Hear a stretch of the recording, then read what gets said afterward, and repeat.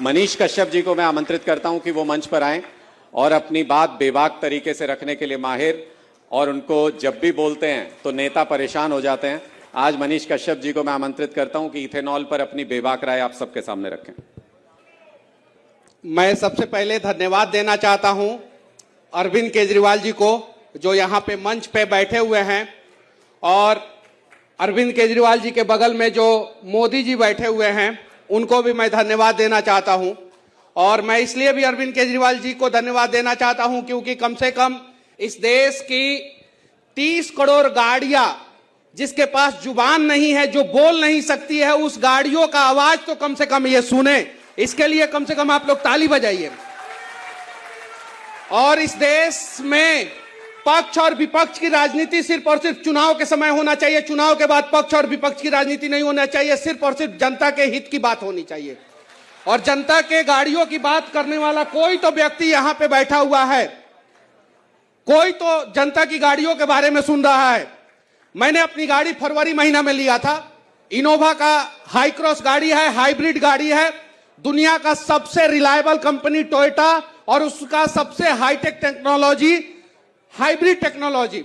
मैंने गाड़ी लिया, मैं गाड़ी एजेंसी में ले जाके दिया। 10,000 किलोमीटर चलाने के बाद 2,000 किलोमीटर और चलाया। 10,000 किलोमीटर वाला सर्विसिंग कराने के बाद 12,000 किलोमीटर पे गाड़ी पिकअप लेना बंद कर दिया। जो नॉर्मली समस्या आ रहा है, लोग कह रहा है कि भाई आपकी गाड़ी पे E20 लगा दिया गया है तो आपकी गाड़ी कैपेबल है। आपका पेट्रोल पंप कैपेबल है कि नहीं, E20 के लायक है कि नहीं आपका पेट्रोल पंप, पहले ये तो बताइए। इस देश में 1,03,000 पेट्रोल पंप है, जिसमें से सिर्फ और सिर्फ 5 से 7,000 पेट्रोल पंप E20 कैपेबल है। बाकी सब पेट्रोल पंप जो फ्यूल को स्टोरेज करता है, उसका स्टोरेज कैपेसिटी E20 के लायक नहीं है।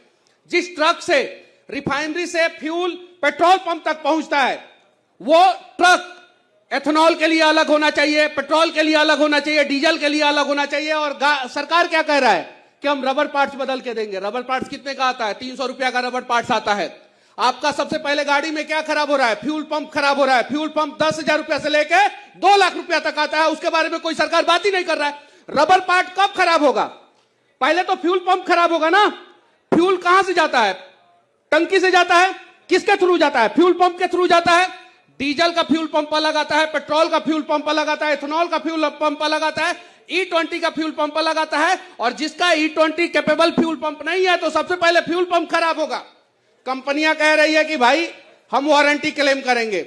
भाई यहां तो गाड़ी आगे और पीछे से ठुक जाती है तो कंपनियां कहती है कि हम आगे का देंगे, पीछे का नहीं देंगे। कहती है कि नहीं कहती है?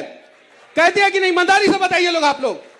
जब गाड़ी 2 साइड से ठुक जाता है तो कहता है कि एक गेट देंगे, दूसरा गेट नहीं देंगे। और देखिए कमाल की बात यह है कि मेरी गाड़ी 12,000 किलोमीटर पे खराब हुई और सर्विस सेंटर ने 7,960 रुपया का बिल बनाया। कितना? 60,960 रुपया। देखिए कितना बड़ा स्कैम है। इस चीज को समझिए आप लोग। सरकार को पैसा चाहिए, पैसा कौन देगा? जनता देगा। आप लोग बैठे हुए हैं ना पैसा देने के लिए, वोट भी दीजिएगा, पैसा भी दीजिएगा। कैसे? 7,900 रुपया किसके खाते में गया? सर्विस सेंटर के खाते में। उसके बाद से मेरा बिहार सरकार कहा कि 9% तुम दो, स्टेट जीएसटी दो, होता है ना स्टेट जीएसटी, तो 9% मैं बिहार सरकार को दिया स्टेट जीएसटी। 716 रुपया मैं बिहार गवर्नमेंट को दे दिया। फिर केंद्र सरकार में मोदी जी कहे कि भारत माता की जय बोलते हो, देश के विकास के लिए 9% तुम दो। एक तो मेरी गाड़ी खराब हुई, 12,000 किलोमीटर चलाने के बाद गाड़ी खराब हो गई। उसके बाद से मैं सर्विस सेंटर को दिया 7,900 रुपया। स्टेट गवर्नमेंट बोला कि 9% तुम दो, सेंट्रल गवर्नमेंट बोला 9% तुम दो। आम आदमी को गन्ना का रस बना के रख दिया है सब। जब मन किया तब पेर दे रहा है सब, जब मन किया तब पेर दे रहा है। और जो आम आदमी बोल रहा है उसको बोल रहा है कि भाई नितिन गडकरी जी बोल रहे हैं क्या कि हमारे पास आइए कंप्लेन करने। और जब हम गाड़ी लेके जा रहे हैं तो यहाँ के पुलिस वाले बोल रहे हैं कि भाई पहले तो तुम जेल में जाओ। अब हम लोग जाए तो जाए कहां जाए? मतलब हम लोग कहां जाए? नितिन गडकरी जी, मेरा टोयोटा इनोवा हाई क्रॉस है। मेरे पास टोयोटा की 4 गाड़ी है, फॉर्च्यूनर है, इनोवा हाई क्रॉस है, हाई राइडर 2 है। और मैं जितना पेट्रोल गाड़ियां है मैं देने के लिए तैयार हूं। 6% एवरेज ARAI कह रहा है कि 6% एवरेज डाउन होता है। भाई रियल वर्ल्ड में कम से कम 10% एवरेज डाउन हो रहा है, मिनिमम 10% एवरेज डाउन हो रहा है। जब आप E10 से E20 पे स्विच हो रहे हैं, 10% इथेनॉल मिला रहे हैं, 10% एवरेज डाउन हो जा रहा है, तो पेट्रोल का इंपोर्ट ड्यूटी कहां से बचेगा? ये बताइए ना, आप लॉजिकली बातें नहीं कर रहे हैं। जब E10 से E20 पे स्विच कर रहे हैं, 10% यहां पे इथेनॉल मिला रहा है, 10% एवरेज डाउन हो गया, तो आपका इंपोर्ट ड्यूटी नहीं बचा।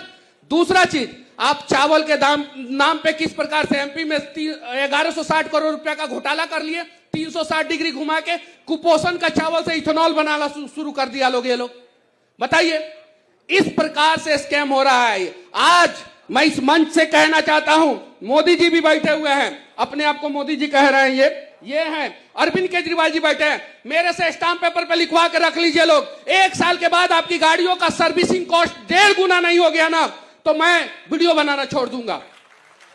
आपकी गाड़ियों का सर्विसिंग कॉस्ट 1.5 गुना होने वाला है, और 2 साल बाद आपकी बातों को कोई नहीं सुनेगा, क्योंकि इस देश की जनता मुद्दा को 90 दिन के बाद भूल जाती है। कितना दिन के बाद?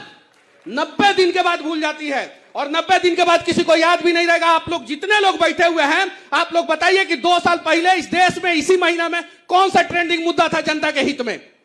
किसी को याद है? 1 साल पहले कौन सा मुद्दा था? 6 महीने पहले कौन सा मुद्दा था? और ये जो अभी जंतर मंतर पे प्रोटेस्ट हुआ है, एथेनॉल वाला मुद्दा ये है, इसके पहले कौन सा मुद्दा देश में ट्रेंड कर रहा था? आप लोगों को पता है? याद भी है? 6 महीना बाद आप लोगों को यह भी नहीं याद रहेगा। 6 महीना बाद आप लोगों को यह भी नहीं याद रहेगा, यकीन मानिए।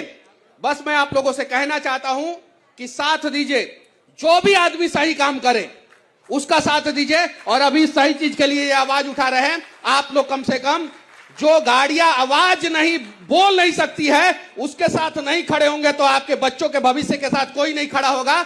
आप लोगों में से जितने लोग हैं माता पिता हैं, आप लोग कसम खा के बोलिए कि आपके बच्चे शुद्ध हवा ले रहे हैं क्या? शुद्ध पानी ले रहे हैं क्या? तो जो आदमी अपने बच्चों के लिए शुद्ध हवा शुद्ध पानी का व्यवस्था नहीं कर सकता है, वो आदमी अपनी गाड़ियों के लिए सरकार से लड़ेगा क्या? लड़ेगा क्या? और ये लड़ाई सिर्फ और सिर्फ आपकी गाड़ी के लिए नहीं है, ये लड़ाई आपके बच्चों के भविष्य के लिए है। शुरुआत आपकी गाड़ी से हो रही है, क्योंकि एक आम आदमी, मिडिल क्लास फैमिली जो है, वो सबसे ज्यादा परिवार में नई गाड़ी को प्यार देता है। तो जब आप अपनी गाड़ी के लिए लड़ लीजिएगा तो आप अपने बच्चों के भविष्य के लिए भी लड़ लीजिएगा। तो शुरुआत यहीं से किया जाए, तो साथ दीजिए लोग, आप लोग। और बाकी मोदी जी, वो गड़बड़ी जी जो है ना, उनको गड़बड़ी जी जो है ना, उनको दुबई भेज दीजिए, दुबई का शेख बुला रहे हैं। उनको तो भेज देंगे, लेकिन मुझे ऐसा लगता है जिस प्रकार की इसने बातें करी है, मुझे इसको 90 दिन के लिए गायब करना पड़ेगा। एक बार सरकार 9 महीने के लिए गायब किया था, फिर आए और मजबूती के साथ आए। तो 9 महीने में भी आपको लोग नहीं भूले हैं ना? नहीं भूले। इसीलिए मुझे लगता है कि आपको तो फिर 9 साल के लिए गायब करना पड़ेगा, क्योंकि 2047 में यही रोड़ा बना हुआ है। अब बगल वाले इनका भी कर रहे हैं जी, इनसे पूछिए, इनका भी किया है, लेकिन आ गए ना वो सामने। लेकिन जिस प्रकार की मैंने आज ये लोगों का हुजूम देखा, ये हजारों लोग देखे, मैंने आते ही कहा ये E20 के समर्थन में आए हैं, क्योंकि मुझे लगा ये हजारों लोग समर्थन में होंगे। मोदी जी आपके मुंह से हजारों शोभा नहीं देता, लाखों कहिए। मैं जिस प्रकार का मोदी हूं, हजारों ही बोलता हूं।